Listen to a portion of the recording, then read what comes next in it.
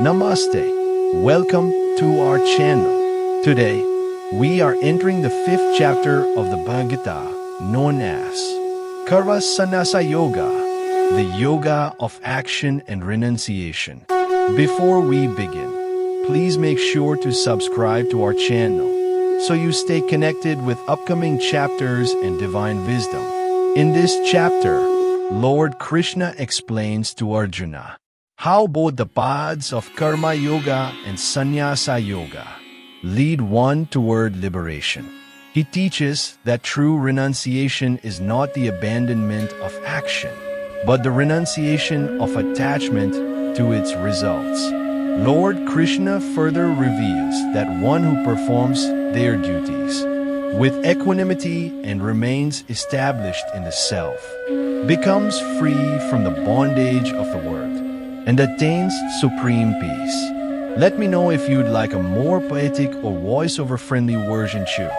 5th chapter is a description of dedication to Karma Yoga and to Sannyasa Yoga. The term Sannyasa is a synonym for Sannyasa Yoga. Therefore, the chapter is titled Sannyasa Yoga. Context from the divine lips of the Lord himself. Arjuna heard the praise of Jnana Yoga, the yoga of knowledge, or Karma Sannyasa, renunciation of action, through statements such as Brahmarpam Brahmahi, Brahma Apri Yajana Agni, and Tad Vidhi Pripana. This left Arjuna unable to decide which of the paths was superior for him. Therefore, with the aim of receiving a clear decision directly from the Lord, Arjuna puts forth a question to him. Arjuna said, Ka, you extol Kya Yoga, the yoga of knowledge, and then the yoga of action. Pray, tell me which of the two is decidedly conducive to my good.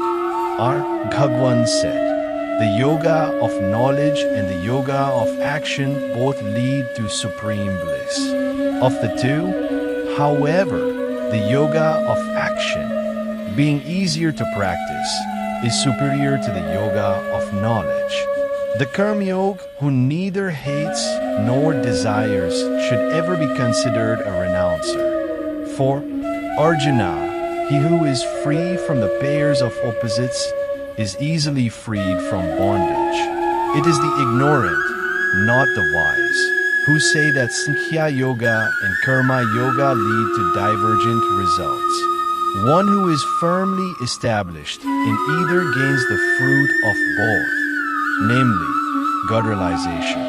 The supreme state reached by the Sankhya Yoga is also attained by the Karma Yoga. Therefore, he alone who sees Sankhya Yoga and Karma Yoga as one, in terms of their result, truly sees. Without Karma Yoga, however, Sankhya Yoga, or renunciation of doership in relation to all activities of the mind, senses, and body, is difficult to accomplish. But the Karma Yoga, who keeps his mind fixed on God, reaches Brahman in no time.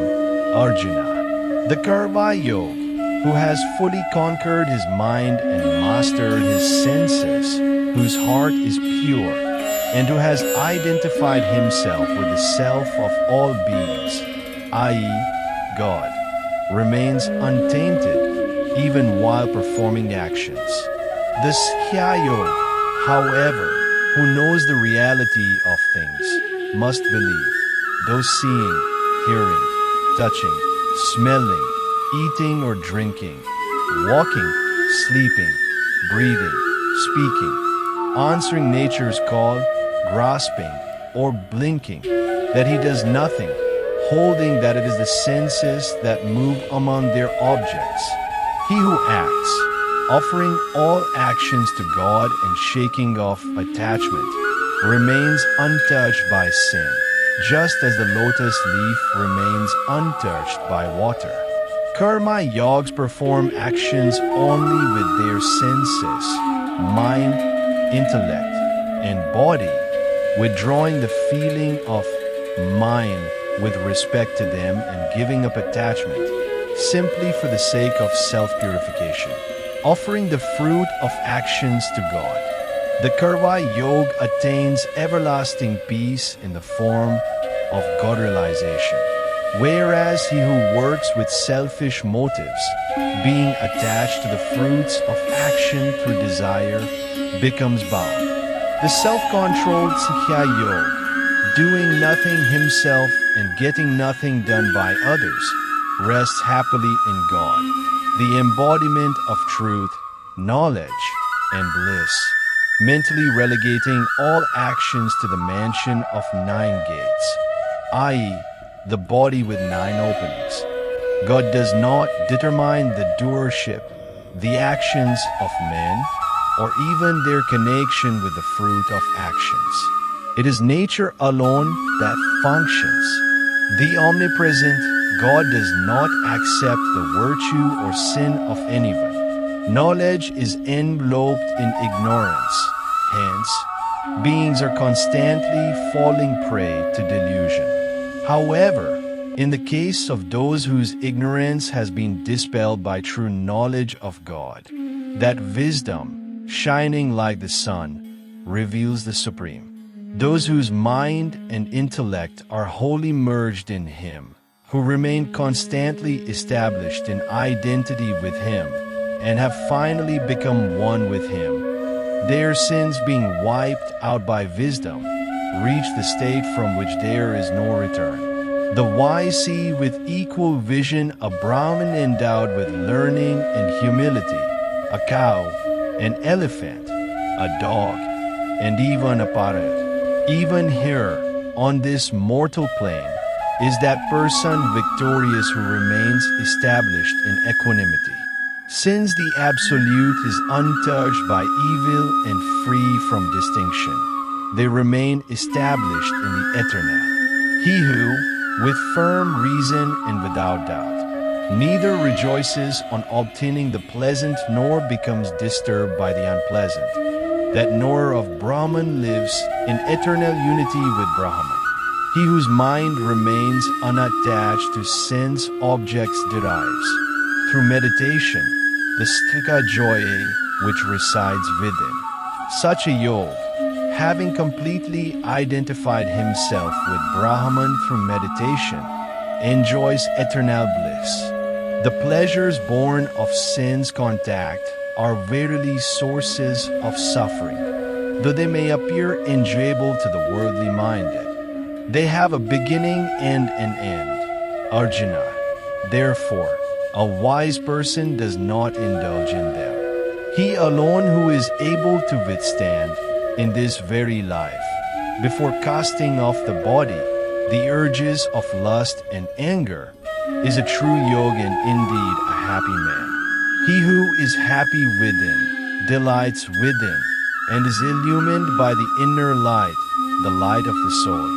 Such a Sankhya Yogi, identified with Brahman, attains Brahman, who is all peace. The sirs, whose sins have been wiped out, whose doubts have been dispelled by knowledge, whose disciplined minds are firmly established in God, and who are actively engaged in the service of all beings, attain Brahman, who is peace itself. To those wise men who are free from lust and anger, who have subdued their minds and realized God, Brahman, the abode of eternal peace, stands revealed all around, shutting out all thoughts of external enjoyment, fixing the gaze on the space between the eyebrows, regulating the outgoing and apna, ingoing, breaths flowing within the nostrils. He who has brought his senses, mind, and intellect under control, who is intent on liberation, and who is free from desire, fear, and anger, such a contemplative soul is ever liberated. Having known me in reality, as the endurer of all sacrifices and austerities, the supreme Lord of all the worlds, and the disinterested friend of all beings, my devotee attains peace. Thus concludes the 5th chapter of the Bhagavad Gita, Karma, Sannyasa Yoga. We hope this chapter brought you clarity and deeper understanding of the path of renunciation and action. Explore more chapters of the Bhagavad Gita in our channel's playlist and continue your journey of spiritual wisdom. For more such enlightening and devotional content, don't forget to like, share, and subscribe to our channel. Thank you for watching. Hare Krishna.